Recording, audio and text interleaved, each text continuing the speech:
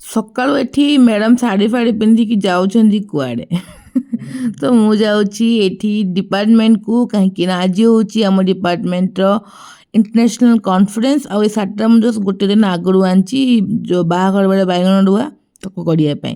ଆଉ ଏଠି ବସି ଟିକେ ମୁଁ ନେଲ୍ ପେଣ୍ଟ ଲଗାଉଥିଲି କାହିଁକିନା ଟାଇମ୍ ନଥିଲା ମୋତେ ତା ଆଗରୁ ଲଗାଇବା ପାଇଁ। ସମୟ ବସ୍ରେ ବସିକି ମୁଁ ମୋ ଟାଇମ୍କୁ ଠିକ୍ସେ ୟୁଟିଲାଇଜ୍ କରିକିରି ଆସିକି ପହଞ୍ଚି ଯାଇଥିଲି ଆମର ବିଶ୍ୱବିଦ୍ୟାଳୟରେ ସରି ଦେନ୍ ଆମ ଡିପାର୍ଟମେଣ୍ଟକୁ ଆସିକି ପହଞ୍ଚିଗଲି।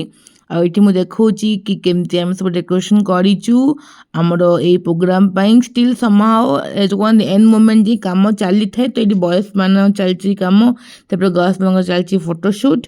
ଆଉ ମୁଁ ଦେଖାଉଛି କି ଏଇଟା ମାନେ ଏ ଏରିଆଟା ହେଉଛି ଆମ ଡାଇନିଂ ଏରିଆ ପ୍ଲସ୍ ଏଇଠି ଆମର ହେବ ବି ଆଜି ପୋଷ୍ଟର ପ୍ରେଜେଣ୍ଟେସନ୍।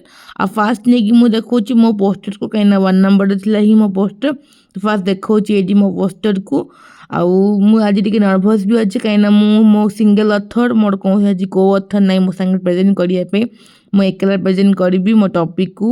ଦେନ୍ ଆସିକି ମୁଁ ପହଞ୍ଚିଗଲି ଉପର ଷ୍ଟେଜ୍ କାମରେ, କାହିଁକିନା ଯେହେତୁ ମୁଁ ଏ ଷ୍ଟେଜ୍ ମ୍ୟାନେଜମେଣ୍ଟ କମିଟିର ମେମ୍ବର ଥିଲି ତ ଦେଖିବା ପାଇଁକି କାମ କେତେ ଦୂର ହେଲା କ'ଣ ହେଲା ଆଉ ସବୁକିଛି ଚାଲିଥିଲା, ସବୁକିଛି ତାଙ୍କ ପ୍ରିପାରେସନ୍। ଭୋକ ଲାଗିଥିଲା ବହୁତ ଜୋରରେ, ଆସିକି ଖାଇଯାଇଥିଲି ବ୍ରେକଫାଷ୍ଟ ବି ଆଜି ବହୁତ ଭଲ ଥିଲା, ବହୁତ ଭଲ ଭଲ ଆଇଟମ୍ ହେଇଥିଲା ଖାଇବା ପାଇଁ। ଦେନ୍ ଏଗେନ୍ ଆସିକି ପହଞ୍ଚିଗଲି ଫାଇନାଲ୍ ଟଚ୍ଅପ୍ ପାଇଁ, କାହିଁକିନା ଦେଖିବା ପାଇଁ କି ସବୁକିଛି ପରଫେକ୍ଟଲି ଆରେଞ୍ଜ ହେଇଛି ନା ନାହିଁ, କାହିଁକିନା ସ୍ମଲ୍ ମିଷ୍ଟେକ୍ ବି ବହୁତ ଭାରି ପଡ଼ିପାରେ ଆମମାନଙ୍କ ଉପରେ। ତ ବାକି ସବୁ ସାର୍ମାନଙ୍କର ଠିକ୍ ଯେଉଁ କୁହନ୍ତି ଗୋଟେ ସ୍ମୁଥ୍ କୋପରେସନ୍ରେ କାମ ସବୁକିଛି ବହୁତ ଭଲ ହେଇଯାଇଥିଲା। ପ୍ରୋଗ୍ରାମ୍ ବି ଷ୍ଟାର୍ଟ ବି ହେଇଯାଇଥିଲା ଆଉ ସବୁକିଛି ସ୍ମୁଥଲି ଚାଲିଥିଲା। ଆଉ ଏଇଠି ଜଣେ ଓମାନର ଜଣେ ସାର୍ କେ ଶ୍ରୀନିବାସନ ସାର୍, ସେ ମାନେ ବାଇ ଭର୍ଚୁଆଲ୍ ମୋଡ଼୍ ବି ସିଏ ଆମକୁ ତାଙ୍କର ଯେଉଁ ଇନସାଇଟଫୁଲ୍ ନଲେଜକୁ ଏଇଠି ସେ ସେୟାର କରୁଥିଲେ। ଆଉ ସତରେ ସେସନ୍ ବହୁତ ହି ଭଲ ଥିଲା। ଦେନ୍ ତଳକୁ ମୁଁ ଆସିଥିଲି ଏବେ ଦେଖୁଥିଲି କି ଭିସି ମ୍ୟାଡ଼ାମ୍ ଆମ ରଙ୍ଗୋଲିର ଏଇଠି ତାରିଫ କରୁଛନ୍ତି କି ବହୁତ ହି ଭଲ ହେଇଛି। ଆଉ ସମସ୍ତେ ଫଟୋ ଉଠେଇକିରି ମାନେ ସବୁ ଜାଗାରେ ସେଟ୍ ବି କର, କେତେ ସୁନ୍ଦର ଆର୍ଟ ହେଇଛି ବାଇ ହ୍ୟାଣ୍ଡ।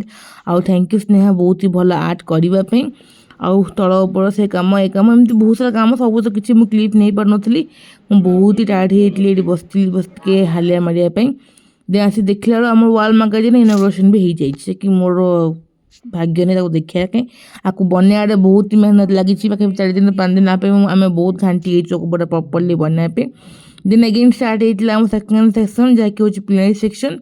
ଦେନ୍ ତାପରେ ହେଇଥିଲା ଲଞ୍ଚର ମେନ୍ୟୁ ହେଉଛି ଆଜି ଭାତ, ଡାଲି, ପନିର କୋର୍ମା। ବାକି ସେ ପନିର କୋର୍ମା ଯେତେ ଏଣ୍ଡରେ ମୁଁ ଆସିଲି ନଥିଲା କିଛି, ତ ମୋତେ କହୁଛନ୍ତି ଦିଦି କାହିଁ କ୍ଲିପ୍ ନେଉଛ, ଖାଲି ଝୋଳ ହିଁ ଅଛି। ମିକ୍ସ ଭେଜ୍ ହେଇଥିଲା, ଦହି ବାଇଗଣ ବି ସରିଯାଇଥିଲା, ମାନେ ଅଲମୋଷ୍ଟ ସବୁକିଛି ସରିଯାଇଥିଲା କାହିଁକିନା ମୁଁ ଏଣ୍ଡକୁ ଆସିଥିଲି ଖାଇବା ପାଇଁ। ଆଉ ତାର କ୍ଲିପ୍ କିଛି ମୁଁ ନେଉଛି। ଆଉ ପିଲାମାନେ ବି ସମସ୍ତେ ଖାଇବା ଏଠି ବହୁତ ଭଲସେ ଏନ୍ଜୟ କରୁଥିଲେ। ଦେନ୍ ଷ୍ଟାର୍ଟ ହେଇଗଲା ଆମର ପୋଷ୍ଟର ପ୍ରେଜେଣ୍ଟେସନ୍ ଆଜିର। ଆଉ ମୋର କିଛି କ୍ଲିପ୍ ନାହିଁ, ମୁଁ ସେଥିପାଇଁ ଫଟୋ ଏଡ଼ିଟ୍ କରିଦେଉଛି ଏଡ଼ିକି ମୁଁ କେମିତି ଦେଇଥିଲି ପ୍ରେଜେଣ୍ଟେସନ୍। ନର୍ଭସ୍ ଥିଲି, ବାକି ସମୟ ଠାକୁରଙ୍କ ନାଁ ନେଇକି ଷ୍ଟାର୍ଟ କରିଥିଲି ଆଉ ବହୁତ ହି ଭଲ ସେ କହିଥିଲି। ଆଉ ଯିଏ ମୋତେ ପଚାରୁଛନ୍ତି ସେ ହେଉଛନ୍ତି ରବୀନ୍ଦ୍ର ସାର୍, ଯିଏକି ହେଉଛନ୍ତି ଉତ୍କଳ ୟୁନିଭର୍ସିଟିର ପିଜି ଡିପାର୍ଟମେଣ୍ଟ ଅଫ୍ କମର୍ସର HOD। ତାଙ୍କଠୁ ତାରିଫ ଶୁଣିବା ହେଉଛି ମୋ ପାଇଁ ବହୁତ ବହୁତ ବହୁତ ବଡ଼ କଥା। ଆଉ ମୁଁ ବହୁତ ସାରା ଭେରି ଗୁଡ୍ ବି ଶୁଣିଲି, ଆଉ ବହୁତ ଭଲସେ ସବୁ କିଛିର ଆନ୍ସର୍ ବି ମୁଁ କହିଦେଲି। ତାପରେ ମୁଁ ନିଜେ ହିଁ ବହୁତ ସାବାସି କଲି କି yes Shilpa you can do it. Then ଆସିକି ପହଞ୍ଚିଗଲି ହଲ୍ରେ, ଏଗେନ୍ ଶାଢ଼ୀ ଚେଞ୍ଜ କରିଦେଇଥିଲି କାହିଁକିନା ମୋତେ ଗରମ ବହୁତ ଲାଗୁଥିଲା। ଦେନ୍ ଷ୍ଟାର୍ଟ ହେଇଥିଲା ଆମର କଲଚରାଲ୍ ପ୍ରୋଗ୍ରାମ୍ ଆଜିର ନାଇଟ୍ର।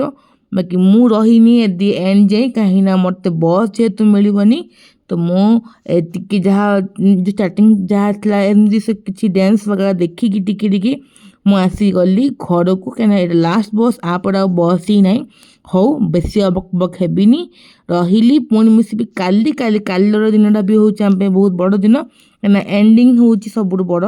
ତ ସେଥିପାଇଁ କାଲି ମିଶିବି ପୁଣି, ଓକେ।